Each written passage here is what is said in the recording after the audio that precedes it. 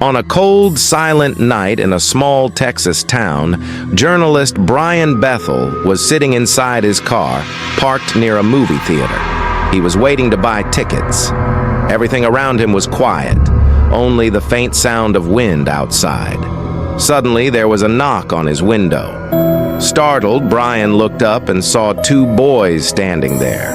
Their voices were calm, almost mechanical, as one of them said, "Sir, can we get in your car? We need a ride home."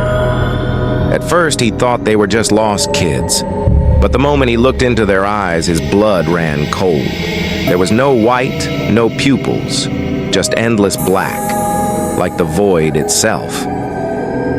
For a few seconds, Brian felt as if something was pulling him in, dragging him into that darkness. Fear took over. Without saying a word, he started his car and sped away. But Brian wasn't the only one. Similar reports have surfaced all across America. In Vermont, a woman heard knocking at her door late at night. When she opened it, two children stood there asking softly, "Let us in." But her dog went wild, growling, barking, almost tearing at the door. Terrified, she slammed it shut. Minutes later, when she looked outside again, the children had vanished without a trace.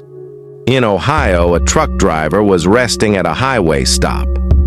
A sudden tap on his window woke him. Standing outside were two kids, staring directly at him with their black, empty eyes. Overcome with dread, he started his truck and drove away as fast as he could. In California, a couple sitting in their car noticed a girl standing by the roadside. Her eyes were pure black, her face pale and still. She said nothing, just stared at them for several long minutes.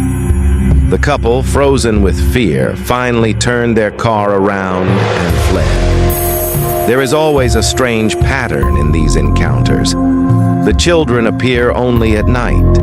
They always ask to come inside, whether it's into a car, a home, or a room. Many believe that if you ever allow them in, death is inevitable. One man's story is especially chilling. He once made the mistake of letting one of these children into his house. As soon as the child stepped inside and looked into his eyes, his entire body went numb. He couldn't move, couldn't speak. The next morning, the child was gone. But on the window glass, there were dark, smudged handprints that couldn't be wiped away. Within weeks, the man fell mysteriously ill and died soon after. Some say these children are aliens. Others believe they are demons. Still others think they feed on human fear itself. To this day, there is no scientific proof of their existence. But think about it for a moment. What if one night you hear knocking on your door, and when you open it, two children are standing there, their eyes nothing but black voids? Would you let them in?